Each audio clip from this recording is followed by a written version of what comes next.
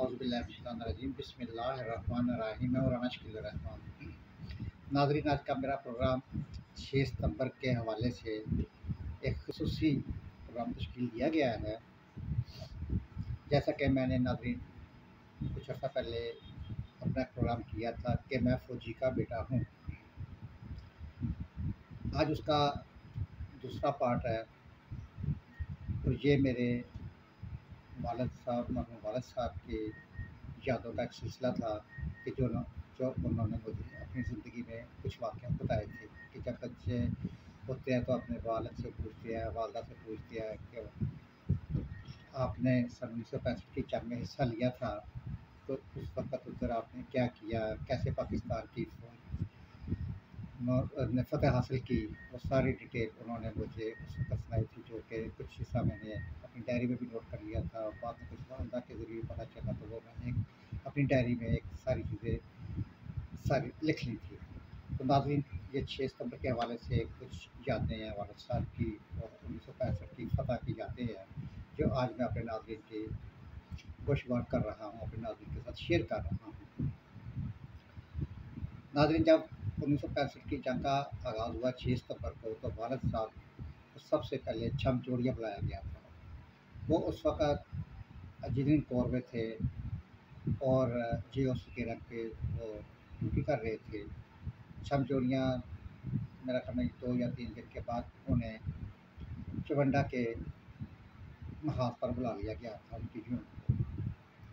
चुवंडा का महाज इस लिहाज से बहुत मुनफरिद अहमियत का हामिल है कि 56 साल गुजरने का बाद भी इस मैदान जंग की अहमियत कम नहीं हुई। ये वो महाज है जहां 1965 में दुनिया की दूसरी बड़ी टैंकों की जंग लड़ी गई थी। आज वो कस्बा चुवंडा के जवान इन मैदानों में सैर करते हुए अपने बुज़ुर्गों से जंग की दास्तानें सुनते हैं और सुनकर अपने खून को गरमाते हैं, जहां भारतीय पाकिस्तानी अफवाज 8 रोज़ तक एक दूसरे से पंजा आजमाई करती रही है। ये वालिद साहब ने कुछ यूँ बताया उस वक़्त, जो कि मेरी डायरी में सब चीज़ें लिख ली गई थी कि सुबह सवेरे एलियान कस्बा चुवंडा की आंख टैंकों की फायर से खुली। लोग हड़बड़ाकर उठ गए और अपने अहले खाना को इकट्ठे करके तसल्लियाँ देने लगे कि कुछ नहीं होगा, लेकिन अंदर से कुछ परेशान भी थे। घर से बाहर सूरत हाल जानने के लिए निकले तो पाक आर्मी के जवान गली गली कस्बा खाली कराने का कह रहे थे। मसाजिद में ऐलान हो रहे थे, भारत ने हमला कर दिया है, सब लोग कस्बा खाली कर दें और महफूज मुकाम पर मुंतकिल हो जाएं। नौजवानों ने अपने अहले अयाल को रवाना किया और ख़ुद कस्बे के बाहर दफ़ा पर तैनात फौज के शाना बशाना जान देने के लिए शामिल हो गए। फ़ज़ा धूल से धुआं हद नज़र धुंधला गई थी। मतलब जिधर देखे हर तरफ धुआं ही धुआं नज़र आ रहा था। अल्लाह अकबर के नारों से गूंजती ही फ़ज़ा में फ़ौजी जवान फायर करने में मसरूफ़ थे। हर फौजी जवान अपनी जगह अहमियत शुजात की एक मिसाल बना हुआ था। इसी दौरान पाक फौज का एक सिपाही, ये वालिद साहब के साथ उस वक़्त वालिद साहब का एक जूनियर सिपाही था, उन्होंने अपनी आंखों से जो उस वक़्त देखा कि एक सिपाही बशीर जब फ्लोरा के पास भारतीय अफवाज के हाथों गिरफ़्तार हुआ, तो इसको गिरफ़्तार करने वाला भारतीय कर्नल सिपाही बशीर का क्लास फेलो था। जब वो दोनों गिरफ़्तार हुए तो पाकिस्तान बनने से पहले ये बशीर और वो जो फ़ौज का और इंडियन की फ़ौज का कर्नल था, वो दोनों क्लास फेलो थे। जब दोनों दोस्त आपस में मिले और बहुत जज्बाती तरीके से उनकी मुलाकात हुई, लेकिन दुश्मन तो दुश्मन होता है। भारतीय कर्नल ने सिपाही बशीर को कहा कि अफसोस, मैं तुम्हें छोड़ नहीं सकता। सिपाही बशीर ने कहा, मुझे कोई गिला नहीं, अपना फ़र्ज़ अदा करो। लेकिन दूसरे दिन सिपाही बशीर भारतीय कैद से फ़रार हो गया और दोबारा अपनी फ़ौज में शामिल हो गया था। चुविंडा के अंदर मसाजिद से मुसलसल सायरन की आवाज़ें बुलंद हो रही थी। जंग का माहौल छाया हुआ था। मैंने पूछा वालिद साहब से, क्या टैंकों के नीचे बम बांध कर लेटने वाली कहानी में कुछ सच्चाई है? जो उन्होंने वालिद साहब ने बताई और उनकी आंखों में आंसू नज़र आने लगे, उनकी आंखें कुछ नम हो गई। गोया वो जिससे बंदा अपने एक माजी में खो जाता है, वो कह रहे हैं, वो बता रहे हैं कि वो मैं लम्हा कभी नहीं भूल सकता जब 17 सितंबर 1965 को दोपहर के वक्त भारती हमला भरपूर तरीके से जारी था और लगता था कि भारतीय फर्स्ट आर्मर्ड डिवीज़न अब रेलवे लाइन अबूर कर लेगा।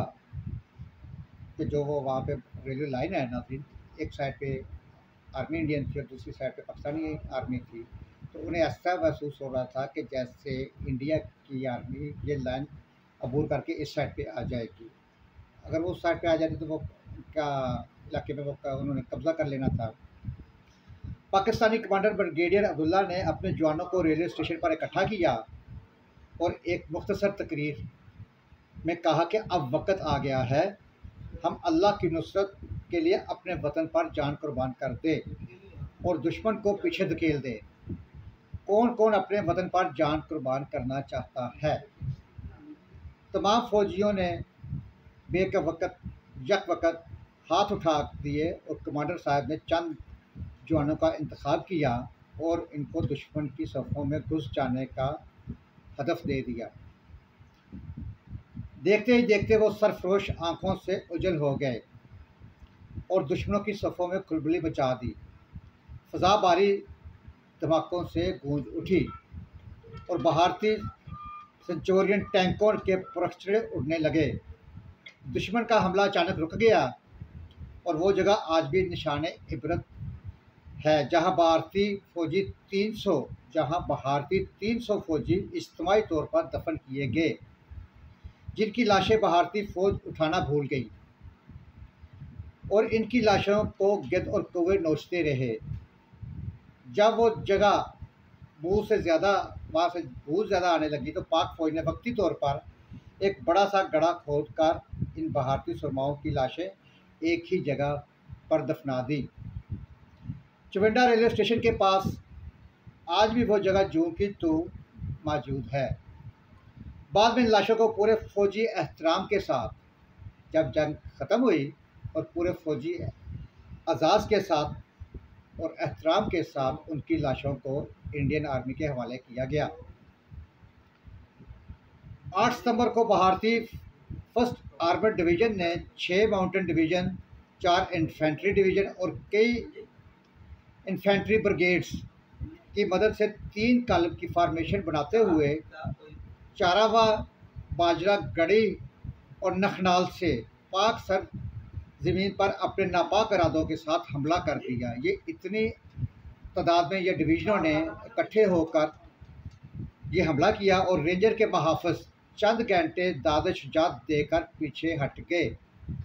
भारतीय अभी चंद गज का फासला तय ही कर पाए थे कि पाक फौज के शेरदिल मुजाहिद कहर बनकर अपने वतन की दफा के लिए दुश्मन पर टूट पड़े।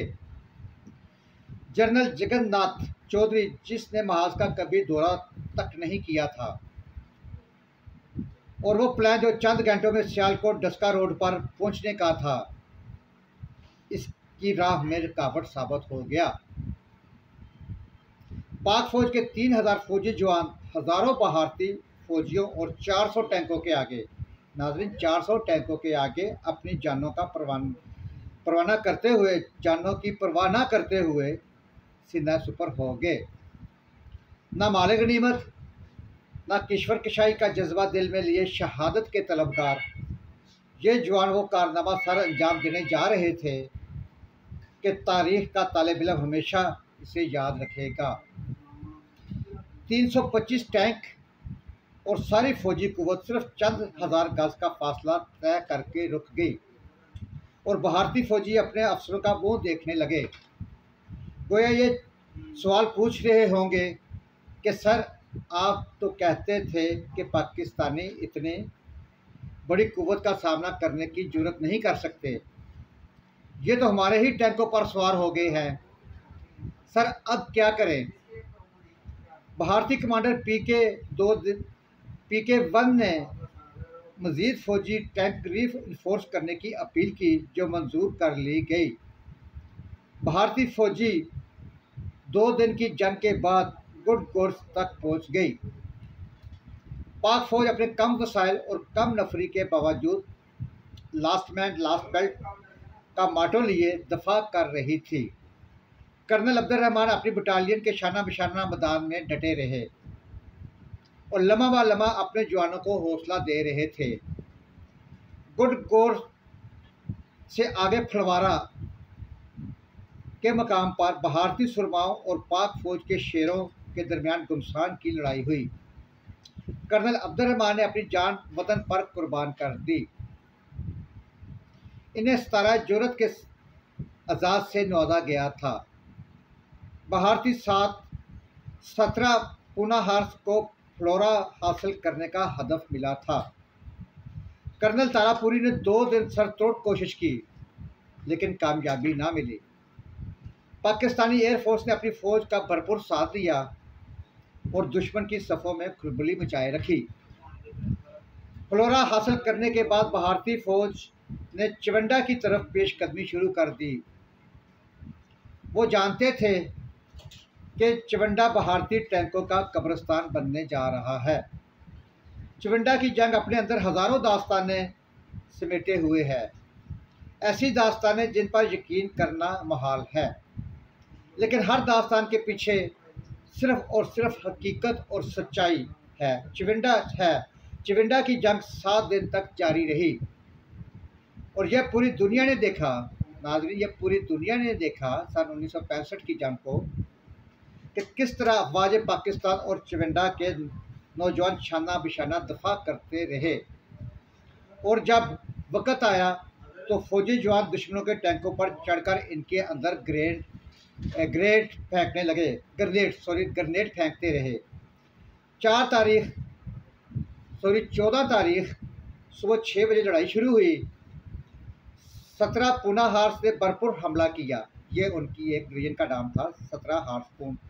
उसने भरपूर तरीके से हमला किया और मद्दे मुकाबल थी पाक फौज की 25 कैलवरी, जिन्हें मैन ऑफ स्टील भी कहा जाता है।